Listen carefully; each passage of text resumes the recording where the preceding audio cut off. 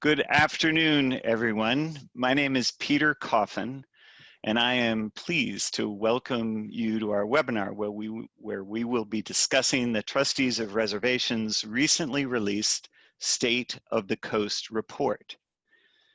This report studies the threat of sea level rise on 13 Massachusetts North Shore communities, examining the impacts of storm surge and tidal flooding on beaches, salt marshes, developed coastal areas, armored shorelines, and habitats.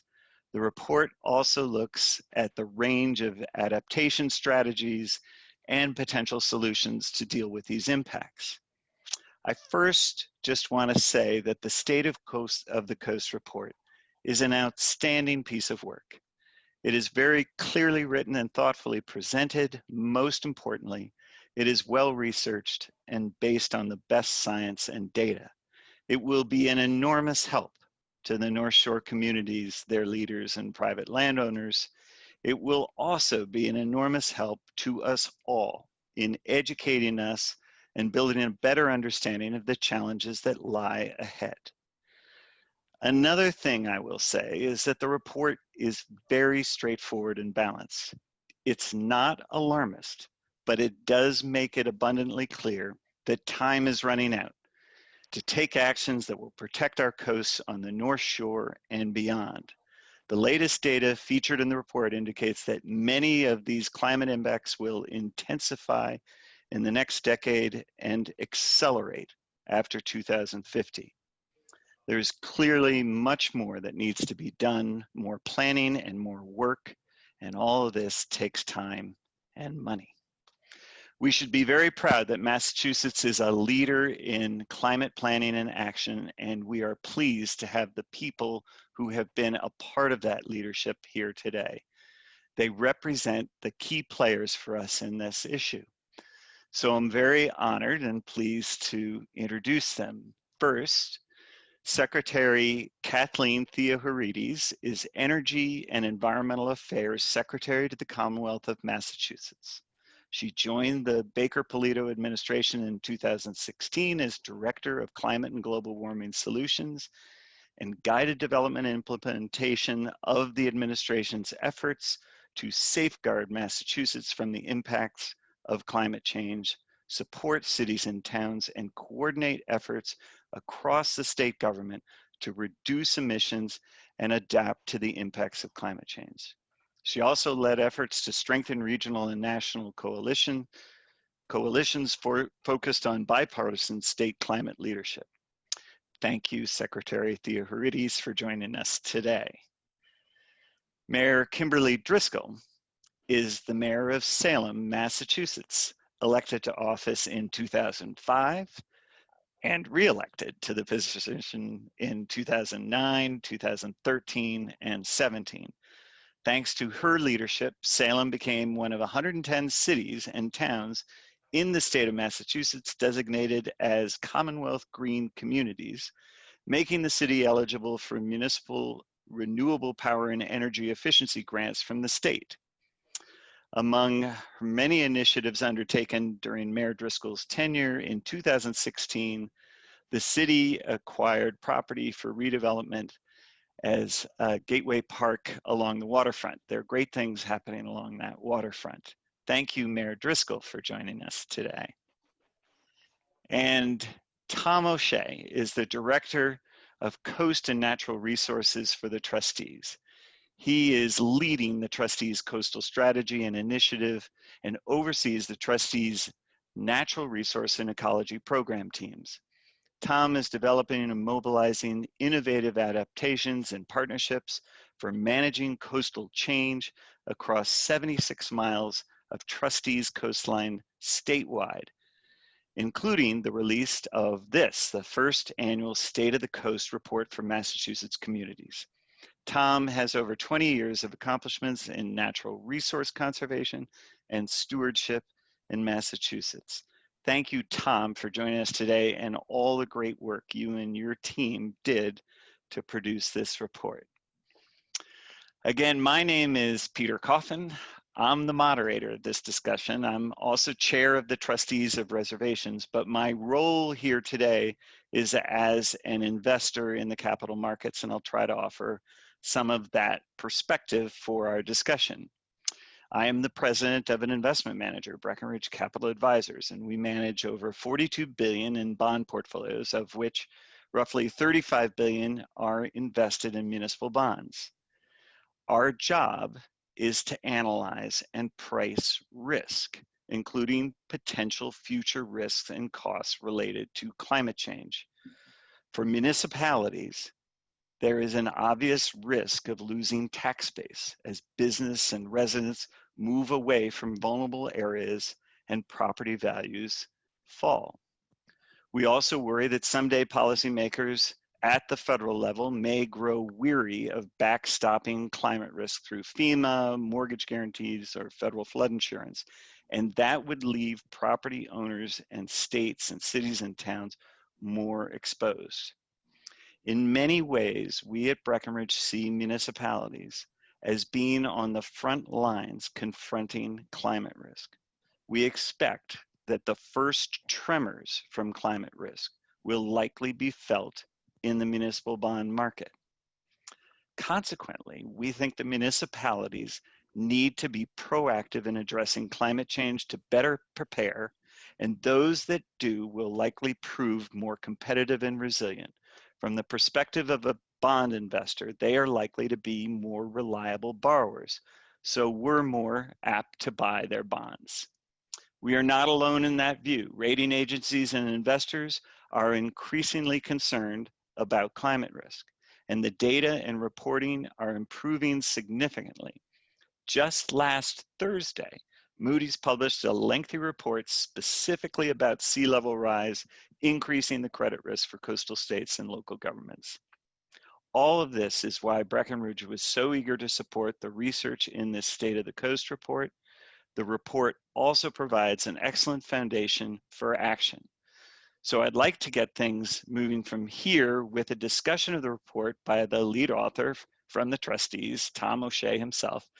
And then we'll look forward to some remarks from Secretary Theoharides and Mayor Driscoll offering the perspective of the Commonwealth and the city of Salem. So I turn it over to you, Tom. Great, thank you so much, Peter. And good afternoon, everyone. I'm excited today to present a brief overview just to start our panel discussion of the Trustees State of the Coast report. It's really our first report, and there's some findings that I think will set context. I'm the Program Director of Coast and Natural Resources, as Peter mentioned, and I just want to first say that it's been a great privilege to be joined today by Peter Coffin from Breckinridge, our Secretary, Theoharides, and Mayor Driscoll, to really discuss the theme of climate resilience on the coast. This is exactly the kind of discussions and action that we were hoping for with the report, so it's a great opportunity. You just take a moment, I'm going to share my screen and then show you some of the findings of the report. So the State of the Coast report, it was featured in our strategic plan of the trustees, Momentum, and it really envisioned authoring an annual State of the Coast report to monitor the Commonwealth's coastal health. The report was one way that we could see us helping and attending to our neighbors and communities by taking a broad approach that really extends our voice and speaks to our mission values and shares some of the philosophy and approaches of our own coastal strategy. As the largest nonprofit steward of coast in Massachusetts and a statewide conservation organization, trustees have witnessed the accelerating impacts of climate change to our own coastal properties over 76 miles of our own properties. The report really is a framework to urge conversations and action among community and state officials, conservation partners, funders, and policymakers, and engaged citizens, really by highlighting the strategies and future opportunities for a more resilient and healthy coast. There are three ways we're thinking of doing that, whether it's through land protection and advocacy, inspiring the hundreds of thousands of people who live and visit the coast and visit our properties, the sharing models on how are the ways that ourselves and others and communities are responding to coastal change. And these were some of the things we really wanted to highlight in the report. This is what we're facing. And from this report perspective, we really focused on two significant future impacts from climate change, and that is sea level rise and stronger storm surge. If you live on the coast, these are likely the most significant to increase after the year 2050, and they're already increasing today. So you're going to have widespread impacts to coastal areas. This means that we really have a limited amount of time and really need to start now to make smart choices for interventions to adapt and also really bring new approaches and changes to scale. And so I just want to mention that, as you see from this graph here, there are different scenarios for sea level rise. And you can see that anywhere from the most worst case scenario in the red line to the more conservative scenario, they're all trending upwards. And even if you were to take that middle scenario, you're looking at around 3 feet of sea level rise or more over the next century. So that you can see that this is really a serious issue, and we don't have much time. And likewise, if you look at our storm scenarios, that historically, the 1 in 100 year storm today is likely to be the 1 in 10 year storm in terms of flood surge in the year 2050. So I think it's time for us to really take this issue to the next level. And that's what we hope to focus on in this report. Is Argilla Road in this picture here, which is the main road to Crane Beach. And we're seeing more of these frequent sunny day flooding events on the road. And it's actually one road that will be as part of an adaptive design project. But I really want to talk about the 13 communities and give you a sense of how we looked at in the report the impacts to these 13 communities from Salisbury, Massachusetts to Swampscott on the North Shore. What we did is first put it in context of what are the types of shorelines within these communities, and they vary depending on a particular community. And so we really wanted to look at each of the sort of top 5 beaches, salt marsh, developed coast, armored shorelines, and then other coastal habitat areas. The first issue area for us in the analysis was the fact that we found we are losing areas of our beaches. These are places that are so important for recreation, habitat, local economies, and storm protection for the residents that live behind them. Crane Beach, pictured in the upper right, has lost an area the size of 84 football fields since the 1950s. And although Crane has experienced the largest impact of beaches on the North Shore, it is more resilient because it has space to migrate and shift, and there isn't development right next to it. However, it is protecting largely the Essex estuary and the community of Essex behind it. Beaches like you'll see here in Front Beach or Long Beach in Rockport are blocked by seawalls, and those beaches really have nowhere to go. They're blocked by development and seawalls. And so the question is, how will we respond to beaches that are in this type of situation? And communities are facing significant questions about how to respond with this type of erosion that's happening along their beaches. And even small amount of erosion in these types of beaches can be an issue. And Rockport has, in some time now, been spending considerable money and investment into nourishing their beaches. The next issue area, and this is significant, particularly on the North Shore, are marshes, salt marshes.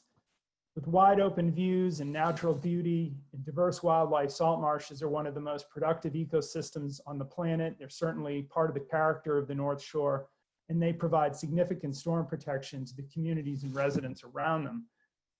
You'll see that there is a study that I included here and noted from Hurricane Sandy that showed that about $625 million of property damage was avoided because of the salt marshes in that New York, New Jersey area. For us, we found that keeping pace with sea level rise will be the primary concern for salt marshes. They naturally build on their own, but we need to accelerate that building, and there are some things that are preventing that from happening. So right now we're working to figure out innovations that will help make that current darker green line in the graph pictured here move up to that lighter green line so that they can begin to keep pace with sea level rise. Right now we're working on an innovative restoration project, and other organizations are also doing likewise, including trying to remove tidal restrictions. The next issue area is really the developed coastline, and that is a lot of the developed coastline. Much of our population does live close to the coast. And in this case, coastal communities are facing really future challenges from climate-driven flooding. you can see examples of buildings and roads colored in green and white. They're little small squares you'll see pictured here. These are green buildings, and the white buildings here, footprints. And then there are areas along the roads, green section here and over here. These green buildings and green sections of road will be flooded daily in 2050. So you could imagine that type of flooding is highly disruptive and untenable. And then in areas where you have the white buildings, those are areas that are likely to see storm surge flooding in a 1 in 100 year storm event, but many others even in much smaller storm events, such as a 10-year event.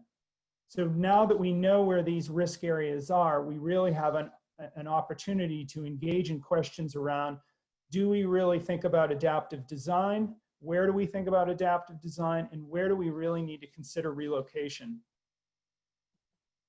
Just to give you an example of the type of impacts, you can see that the growing number of buildings that will be likely impacted by a 10-year storm over time. You can see the blue is today, present day, and then the yellow in 2070.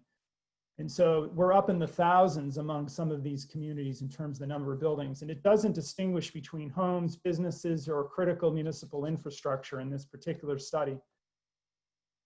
One of the things to note is, according to 2015 Mass Coastal Erosion Commission report, an estimated $100 billion of coastal real estate is at risk.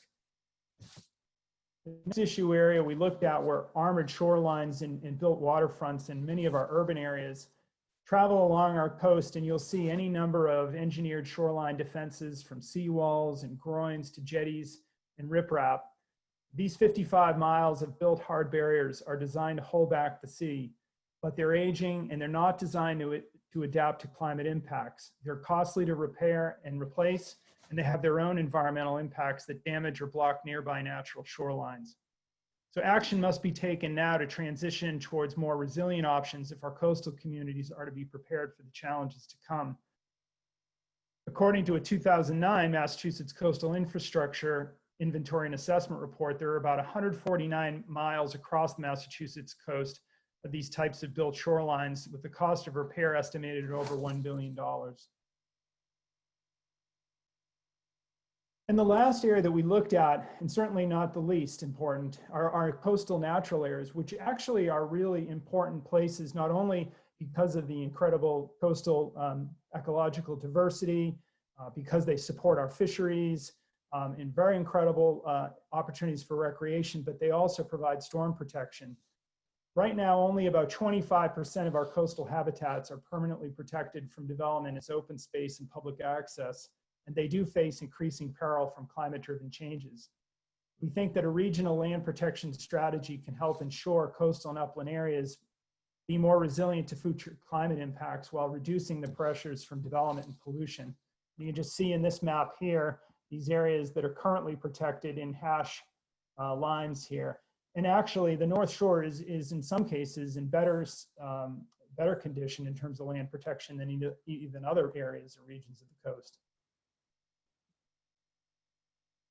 I wanted to give everybody a sense, and in the report, we literally looked at town by town strategies and climate impacts, and you can see that many communities are already taking action to respond to coastal change in a variety of different ways. We just pulled out some to kind of show you the diversity and the range of strategies, from municipal vulnerability planning, which all of these communities have done, which is a great state program to help communities prepare for climate change, to things like raising roads, protecting wastewater treatment plants from flooding, considering oyster reefs as breakwaters to storm surge. So all of this is very encouraging, but I will say much of it is in the planning phase at this point, and these are significant projects that take quite a bit of time in terms of design and permitting, and can take years to actuality and fruition. One of the things we just touched on very briefly in the report was really about funding resilience. And it wasn't a focus of this report to really get into the actual funding sources. We did look and found that much of the funding to date is from state and federal sources. Here you can see that about 50 North Shore projects have been funded through the Commonwealth of Massachusetts, State Executive Office of Energy and Environmental Affairs, And so we only touched on the questions about what would be the funding mechanisms for resilience to really bring strategies to scale.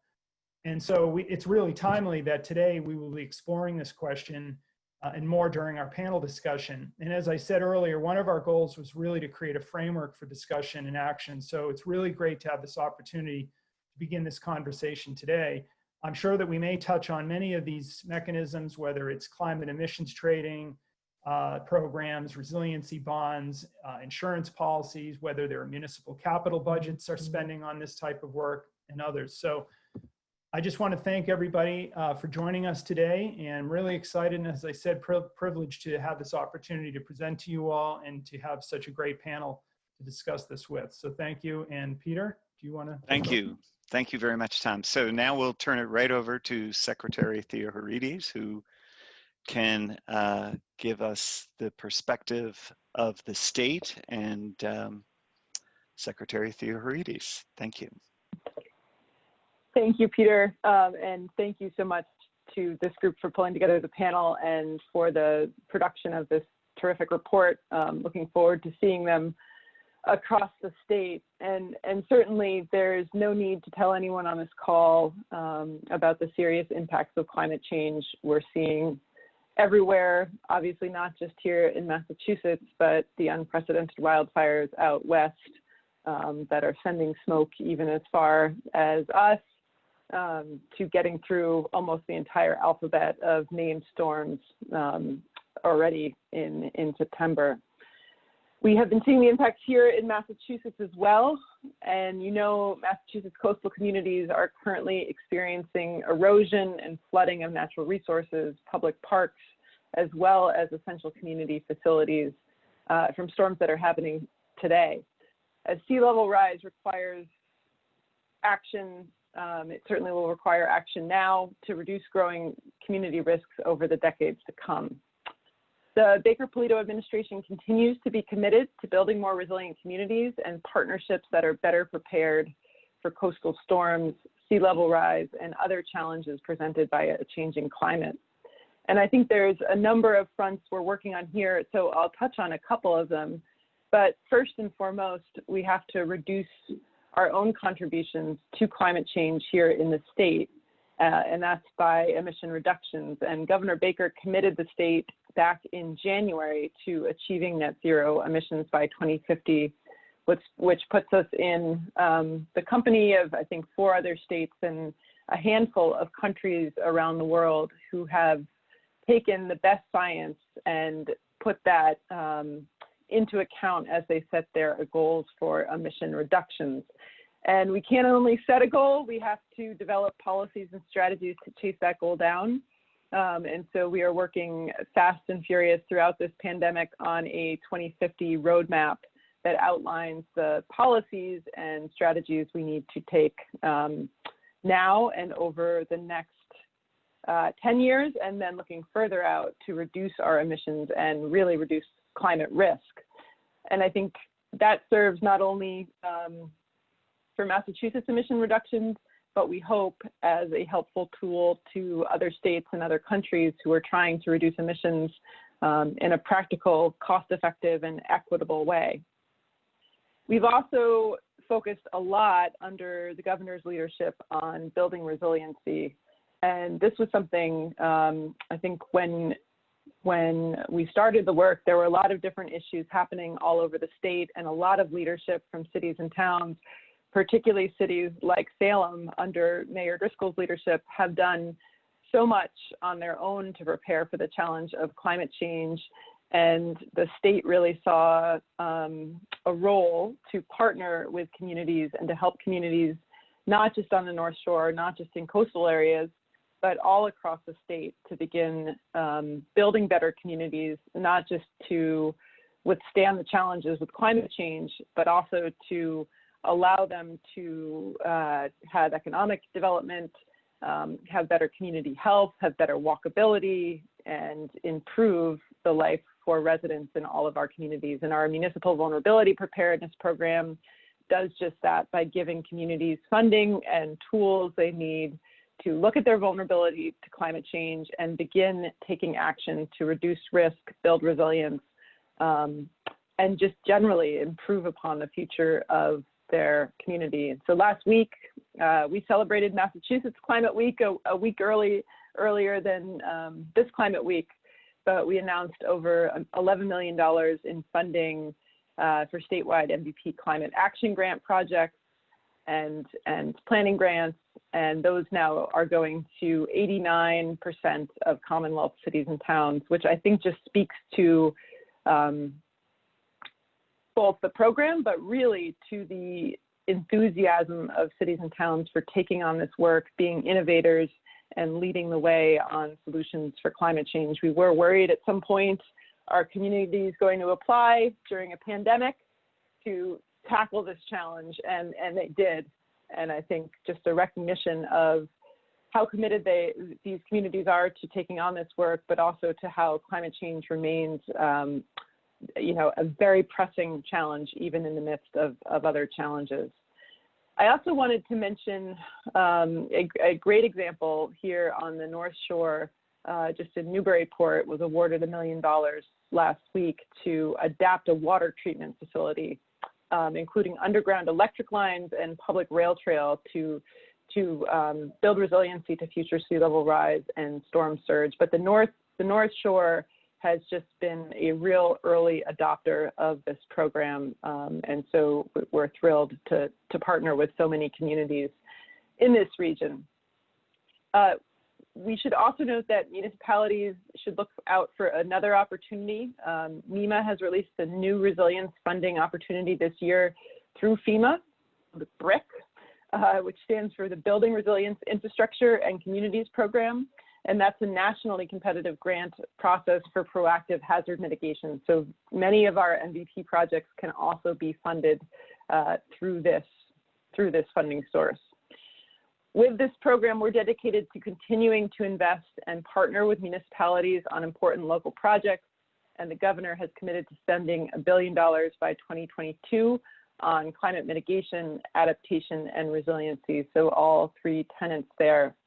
We have seen significant costs, though, and we know we will need other sources of funding for this. And so back in 2019, the governor filed Senate Bill 10, which would actually raise $1 billion over 10 years, specifically dedicated to municipal infrastructure projects to address resiliency, to use nature-based solutions like living shorelines and marsh restoration to protect land, and to do a lot of the work that we need to do to adapt to climate change. And so we continue to look to work with the legislature to find a way to pass this bill so we have this source of revenue.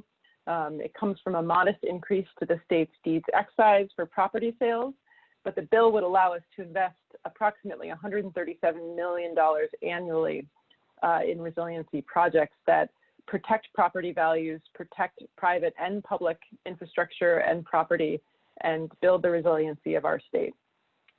So with that, I would just thank you all for being here today, and to really thank the trustees who have been such a great partner for the Commonwealth in building resilience to climate change, and to really modeling how to do this work and how to keep people engaged and get people outdoors and learning about the importance of climate change. So with that, I'll turn it back to you, Peter. Thank you, Secretary Theoharides, and that is exciting, and the state has been at the forefront in terms of the nation and its leadership. So, and within the state, Salem has, as you pointed out early on, been an early adopter and shown a lot of initiative and planning and action. So to speak about that, welcome Mayor Driscoll. Thank you. It's great to be with you, all of you, and really so thankful to the trustees for their work developing this plan. I think the one unifier on the North Shore, well, there are many things that I think bring us together. We have a collaborative relationship, but there are cities and towns and different characteristics, different ways we use our waterfront and our coastal areas. Yet the one unifier is this common denominator, climate change, and building a more resilient community and communities on the North Shore are going to help all of us. I'm thrilled to be here because one, I think we need benchmarks. We need the opportunities for us to see where we want to go as a region. And we know climate change doesn't stop at any city or town border. So as much as we're trying to do, we have much more to tackle. And I know fellow colleagues in other cities and towns feel the same way. How do we ramp up our efforts collectively? If one community on the North Shore is tackling certain items and others are not, it's not going to serve us well as a region. I'm hoping you guys can still hear me. It looks like I've froze up on my screen, but I'm gonna You're keep doing fine. talking. Yeah, we hear you All very right. clearly. Thanks. Perfect. Thank you. So collectively, being able to have a report that comes out on an annual basis that not only discusses some of the strategies that are underway in our individual cities and towns, but also builds this awareness and benchmark opportunities for us collectively as a region to think about these coastal areas that for many cities and towns have been their lifeblood. Historic communities like Salem and Gloucester, who we're getting out onto the harbor, we're literally the livelihoods of the residents who lived in our communities, or the amazing places like in Ipswich and communities that have these natural ecosystems that we make memories and contribute so mightily to the quality of life. The only way we're really going to be able to understand how we can partner with our state and with our federal government is if we have opportunities like the trustees report to showcase the challenge, but also to be able to sort of set these benchmarks for us to work on collectively. And I really want to thank Secretary Theoharides. Last week, we did receive some funding for Collins Cove, a project that's been underway. But without having a strong state partner, there's so many initiatives that would be good ideas that are on a drawing board or in a study, but then don't get implemented. And the MVP program has showed us that we can identify, assess, and strategize on solutions, but none of that's possible without dollars and resources coming in. And I think the Secretary and Governor Baker and the team have been phenomenal partners at the state level to assist coastal communities, and looking forward to how we can partner even further, getting these necessary resources to protect quality of life, ensure economic prosperity and success, and put action into implementation with respect to many of the planning efforts that we have underway. I want to pause there because I know there's a number of questions and I want to make sure we have enough time for an active Q&A, and hopefully we can build partners, anyone who's listening to this webinar. I think the many stakeholders that live throughout our communities, there's a way to unify and work together, and the trustees certainly have done that by this report, bringing us together in an opportunity to move forward as a region. Thank you very much, Mayor Driscoll. So we will get to the question and answer. I just want to sort of add a little bit more context from the investor perspective. I'm often asked to what extent climate risk is influencing pricing and ratings in the municipal market. And the question is that thus far, it's really hard to gauge. Bond ratings and bond values are not driven by any rigid formula. Analysts look at a range of information, a total mix of information, and I would argue that climate is a growing part of that mix. And increasingly, it has the potential to tilt decisions for and against an investment. That's certainly true at Breckinridge. I noted the Moody's report. I do think that's significant. Rating agencies are not known to be fast in changing their process and approach, and so they actually tend to be rather deliberate. And so I think it's significant that Moody's and Standard & Poor's are publishing extensive research on climate. And I think I would note that Moody's is using a company called 427. We use them for their climate data, and we've moved on to another, but something to be aware of is that climate reporting and disclosure is getting better and better. Again, I think the state of Massachusetts has been in a leadership position there. We've engaged with the state of Florida, which has even started to improve their climate disclosure, as they themselves reported in the Wall Street Journal not long ago. And that's because investors are demanding it. And we think that trend's going to continue. Investors, as I said, are concerned about falling property values in vulnerable areas, and the long-term concern about, how the federal backstop will be sustained. We do see FEMA and being more proactive, which is a positive thing in terms of their interventions. But we worry that climate stress will simply pile on with existing stresses for states and localities, such as, infrastructure issues and underfunded pensions and retiree healthcare. And for these reasons, we do believe that the muni market is likely to be where climate risks first materialize. I often explain that all investors are weighing risk versus return. Equity investors tend to think a little bit more on return, and they may tolerate a little bit more long-term risk if short or intermediate-term profits look good. Bond investors need to think about risk, especially municipal bond investors who view their municipal bond investment as their sleep at night money. And I would say they're sleeping okay now, but I do feel they're getting restless.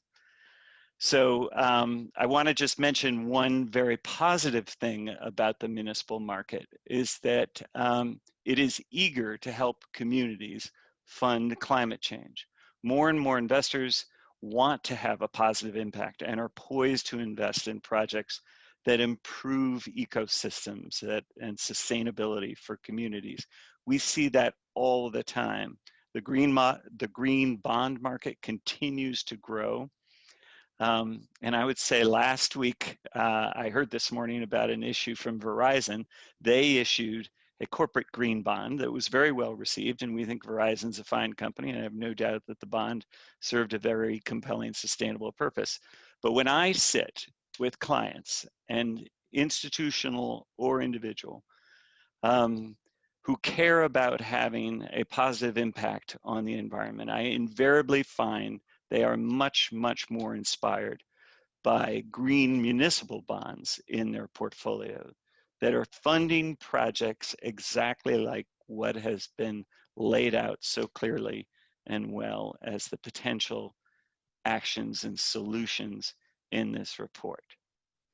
So with that, I would like to turn to a little Q&A. We have had a few questions. I'd love to get some more, but first I'd like to turn it to Tom. Really what I want to drive at with all our panelists is kind of the engagement with their constituents. And Tom, during COVID, the trustees has really had a marked increase in engagement. We've had huge flood of visitation. Our membership is up. And that's grown steadily over the years. Do you feel that your report, how can we engage and enlist our membership to do more to, provide support for initiatives such as the Secretary and the Mayor are trying to do for communities around the state? Yeah, that's a great question, Peter. And it's one way we do that is through reports like this. But I mean, when you think about how conservation organizations interact with visitors and members and communities, one is at our properties. And as you said, people are right now really, I think, seeing nature as a really important part of our health and resilience. And whether it's getting out and exploring and recreating in the fresh air, or seeing that, yeah, these natural areas actually are really important to our quality of life. And that's what the trustees and other conservation organizations are really about. And so there's so many different ways we probably can engage people, that we already engage people. We have public programs. In fact, our coastal programs have increased by over 66% in the last 2 years. We have thousands of people now that are coming to our coastal microsite, looking at different types of virtual communication and social media about these issues. And, people are now seeing that they want to engage in these issues. And I think, as the Secretary mentioned, how many more new examples can we see out there that really awaken the fact that climate change is coming. And if we want to leave this world and our areas to the next generation in better shape, we need to act now. So I think, one of the things is education, and we're really thinking about how we engage the next generation and the youth really in these issues. And that's a place that we're focusing quite a bit now on. We have coastal education programs, thinking about a coastal visitor center. We've talked about volunteerism, but not only that, now people are saying, yeah, I want to do something. I don't want to just talk about it. I want to actually be involved with some of the solutions on the ground. And so we're trying to find ways to engage that way. But I think one of the biggest things, Peter, is that if we can create champions within our communities that really drive the energy and the conversation for action within our communities, that would be an incredible way that our organizations can make a difference. Thanks, Tom. Secretary Theoharides, I actually watched a couple of YouTube videos of you out in the field in small little communities, meeting with representatives from towns, all across the state, and telling them about the MVP program and answering their questions and addressing their concerns. And so what I wonder is, is that process going, is that going well? You sounded encouraging in your remark. Getting them from planning to action and to more action. Do we have the levers that we need at the state level? Does the state need to do something on the regulatory side to push this further? Curious what you think there. So great questions.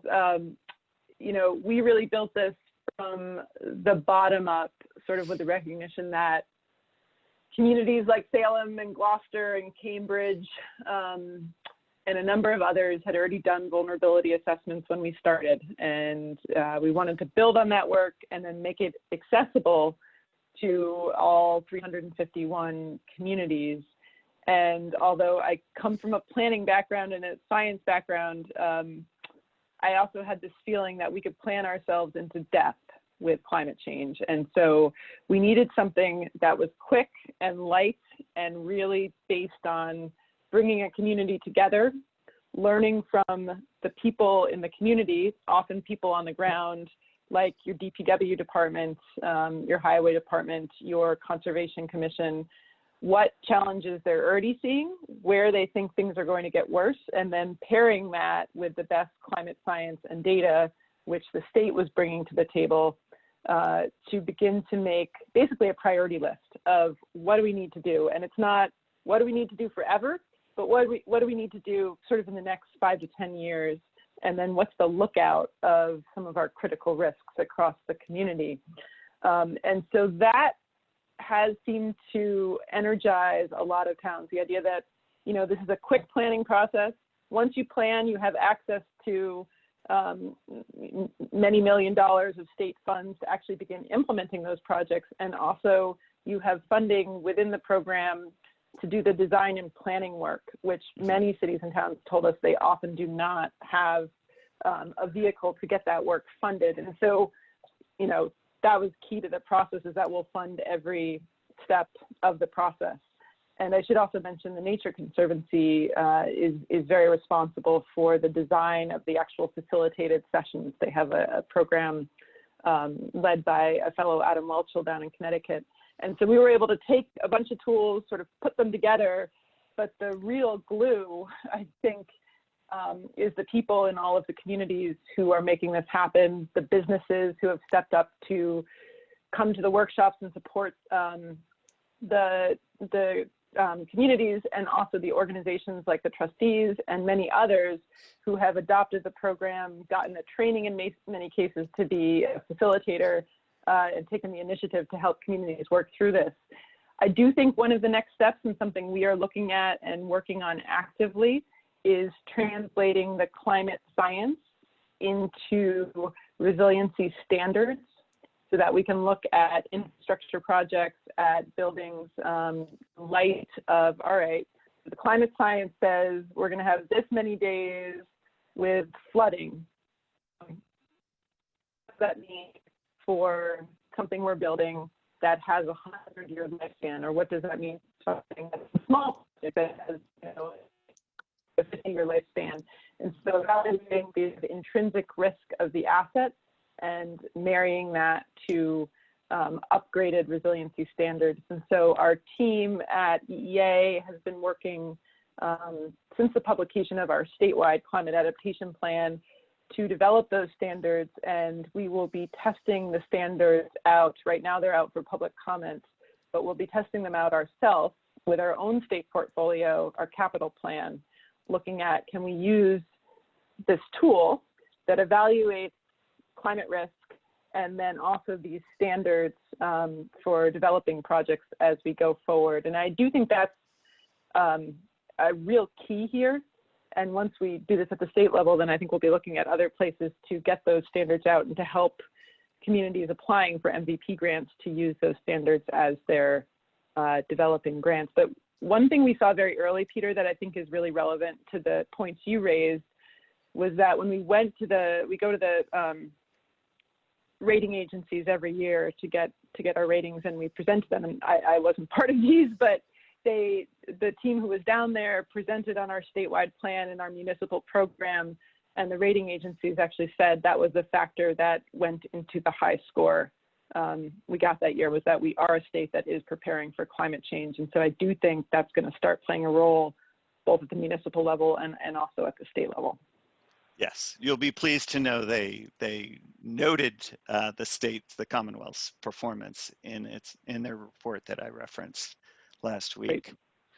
That's terrific. Well, I have to check out that report. Yeah, it's a good report. But thank you for your. I mean, it is. I think the key words that you resonate with me are partnership. This ultimately requires partnerships from, you know, nonprofits and state, local, federal, and investors. And so it's great to see that put to work, and unquestionably standards are in need of examination and, you know, and attention relative to climate change. And I sort of feel where all this comes together is at the local level. And Mayor Driscoll, you know, you're at a city that has been very successful. You have a very strong bond rating that was achieved in your tenure. So I know your access to capital markets is something you value. But turning to, you know, what I've been impressed with is that the progress you've made in engaging your constituents. And Salem is a diverse city and a big city. And so, you know, can you talk about that process, and do you feel like you have the support from the ground up to, you know, do the long-term planning? Because this takes a lot of vision and work and resources. Yeah, it's a great question, Peter. I mean, I think we try and talk about plan the work, work the plan as our approach in a lot of ways, in a lot of our efforts, not just related to climate change. But when you start thinking about building a more resilient community, the work can be overwhelming. And we talked a little bit about this prior to today's webinar. It's a little bit like eating an elephant, right? How do you do it? One bite at a time. And what's so great about the MVP program and the partnership that cities and towns have with the Commonwealth is that the MVP doing these assessments and this vulnerability planning allows you to start to chunk off some of the work that needs to get done. So you're planning for the work, and then you're working the plan, and you're able to bring stakeholders along the way. When I think about Salem Alliance for the Environment, Salem Sound Coast Watch, the trustees, like key stakeholders building awareness for what we need to do in our communities, armed with information for these soft planning costs that go into undertaking the assessment work, and then building projects off of that to try and address areas of concern that you have within your community. It's very individualized. It brings a lot of benefit, a lot of people together, but we also know we have so much more to do. So the planning is important and critical, But for me and for the communities in the region, and Salem and Beverly are teamed up right now on a climate action plan. Wouldn't have been possible without state resources and state funding. And we're trying to think about how we can amp up those efforts. How do we move quicker, make sure the actions and items are deeper, and get to a place where we're not feeling so far behind the 8 ball. I'm not sure we'll ever catch up, but there's an awareness that we have so much more to do. And that entails changing behavior, habits, how we go to and from places in our community, how we build, where we build. There's a lot of tasks and a lot of areas of focus, and that's why this plan becomes important. So you can break it into chunks, hopefully build awareness in stakeholders, and how do we do it faster and do it deeper? Those are the challenges I think we're thinking about at the local level. Thank you. We have a lot of questions, and I think we're going to have to follow up on many of these after this webinar. I thank you for your questions. I thank you for your attention. We had Mayor Driscoll, we had one question about the status of a sewage treatment plant flooding issue. Status of SESD, is that safe? Does it need addressing? Do you happen to know that the status of that? Yes, sure. SESD, the South Essex Sewage District, serves 5 communities, and it's secondary treatment for wastewater. Huge issue. It's located right on the waterfront. It's adjacent to the old power plant site. So they've done some vulnerability planning for sure, and tried to address pieces of when they're making their capital improvements, pieces of that work. But there's a lot more to do. It's a perfect example of something that an infrastructure that's necessary and that is at risk and serves 5 communities. So more work and investment to do there. They do have sufficient space, so it's obviously doing all the work that all of us are doing in our individual homes as well. Everything from moving appliances and mechanical units up off the ground, recognizing that you're not going to be able to hold back the action. So how are you adapting to keep your home, your property, private property or otherwise, safe? They're in that same bucket and lane, and some of it's been accomplished, but a lot more work to do for sure. Yeah, it's a great example of what we've been talking about. And the question goes on to ask about whether the trustees developing a climate action plan for its properties, which, Tom, do you have any quick comment on that? Very quickly, yes. I mean, we have a 5-year strategy which focuses on our most vulnerable places. We have some coastal resilience interventions that we're in design phase for the Great Marsh, the North Shore, Cape, and the islands. And we're also working on the Boston waterfront as well as part of a different initiative, but similar issues. We had a coastal vulnerability assessment that helped really understand where our risks are. And I know other communities have had also coastal vulnerability assessments, which have really helped them sort of determine their priorities. Great. Well, it is the top of the hour and the end of our webcasts, so I do need to move on, and I want to thank Secretary Theoharides, Mayor Driscoll, Tom O'Shea. Thank you all for your great work and your leadership. My parting message I want to share is that I hope, just stepping back and reflecting on the ordeal we're in the midst of still with this pandemic, that we've learned lessons that I think can be applied more broadly, that we have learned the value of scientific research. We learned the value of being proactive and not waiting for a calamity. And we learned the value of great leadership, such as we've seen today. And so thank you all very much, and we will follow up, and please follow up with us if you have further questions. So that concludes our webinar. Thank you. Thank you. Thanks all. Thank you, Peter. Looking forward to the work ahead. Yes, likewise.